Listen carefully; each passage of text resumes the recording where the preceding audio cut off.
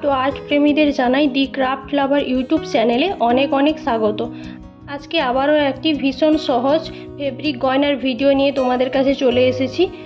এখানে দেখো তোমাদের আমি দুটি সেট দেখিয়েছি থাম্বনেলে, একটি হচ্ছে হ্যান্ড প্রিন্টেড এবং একটি এমনি প্রিন্টেড কাপড় নিয়ে বানানো।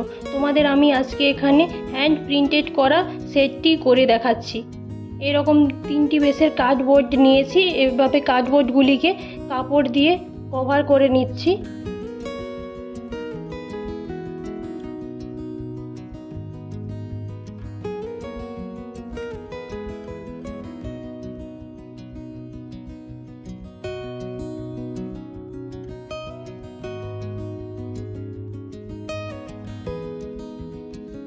এখানে দেখো কার্ডবোর্ডটির এক সাইডে কাপড় আমি মুড়িনি, এর কারণটি তোমাদের আমি পরে দেখাচ্ছি।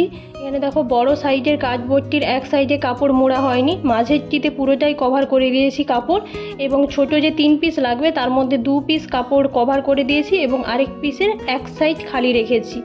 এবারে যে 2 পিসের কাপড় পুরোপুরি কভার করে দিয়েছিলাম তার পেছনে গ্লু লাগিয়ে সেই একই কালারের কাপড় দেব পেছন সাইডে। যেহেতু এগুলো কানের আমি ব্যবহার করছি, কানের ঝুলা দুল করব, তাই 2 সাইডটা যাতে একই রকম দেখায় তার জন্য একই রঙের কাপড় দিচ্ছি এবং 2 সাইডেই আমি প্রিন্ট করে দেব। কি হয়, ফেব্রিকের কানের দুলগুলি হালকা হয় বলে এটা পরা অবস্থায় অনেক সময় এদিক ওদিকে একটু ঘুরে যায়, তাই পেছন দিকটা যাতে অন্য রকম না লাগে, যাতে একটু দেখতে ভালো লাগে, তাই 2 সাইডে একই কালার করব আর কি। একই কালার মানে একই প্রিন্ট করে নেব।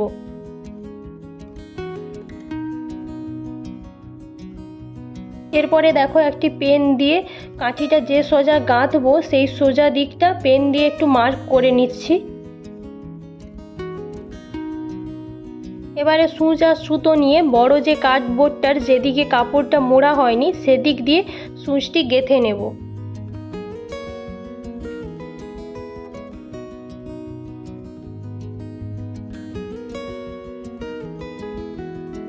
এরপরে একটি কাঠি গেঁথে নিচ্ছি, তারপরে আবার মিডিল যে কার্ডবোর্ডটা সেটা গেঁথে নিচ্ছি,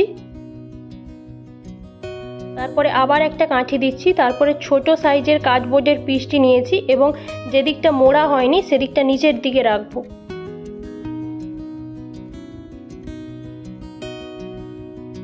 একই রকমভাবে অন্য সাইডটিও করে নেব।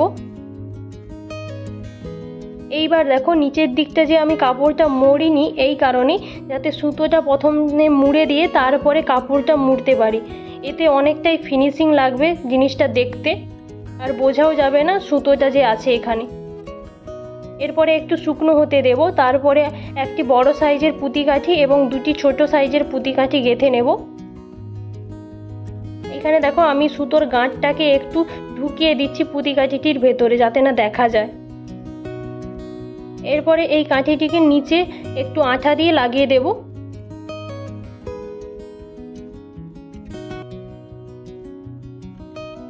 এরপরে ওপর দিকে সুতোটা টেনে লাগিয়ে নেব এবং কাপড়গুলিও লাগিয়ে নেব। এর জন্যই বলেছিলাম প্রথমে নিচের দিকে সুতোটা লাগিয়ে একটুক্ষণ শুকাতে, কারণ ওপর দিকে যখন সুতোটা টেনে লাগাবো যদি না শুকিয়ে থাকে তাহলে এটা টেনে বেরিয়ে আসবে।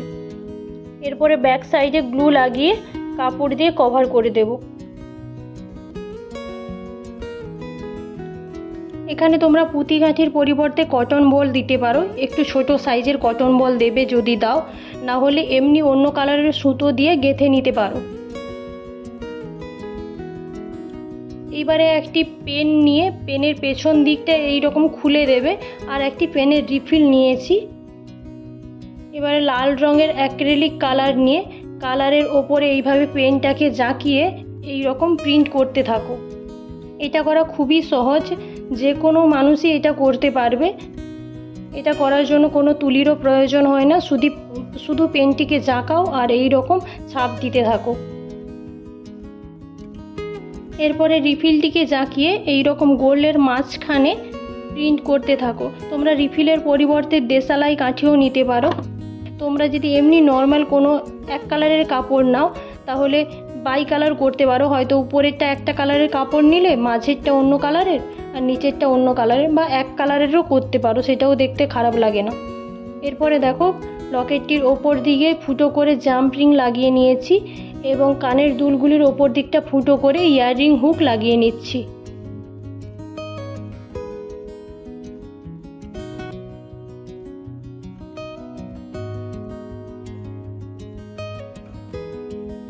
এবারে একটি টুইস্টেড রোপ লাগিয়ে নিচ্ছি, তাহলেই কমপ্লিট হয়ে গেল। এখানে দেখো আমি একটি প্রিন্টেড কাপড় নিয়ে করেছি। এটার পেছনে এটার ব্যাক ডরিতে আমি এমনি সুতো দিয়েছিলাম, তারপরে দেখলাম ভালো লাগছে না, পরে আবার টুইস্টেড রোপই দিয়ে দিয়েছি। তোমাদের যদি এই ভিডিওটি ভালো লেগে থাকে তাহলে প্লিজ লাইক করো এবং তোমাদের মতো গয়না প্রেমীদের সাথে শেয়ার করো। আমার চ্যানেলে কেউ নতুন হয়ে থাকলে প্লিজ চ্যানেলটি সাবস্ক্রাইব করো। ধন্যবাদ ভিডিওটি দেখার জন্য।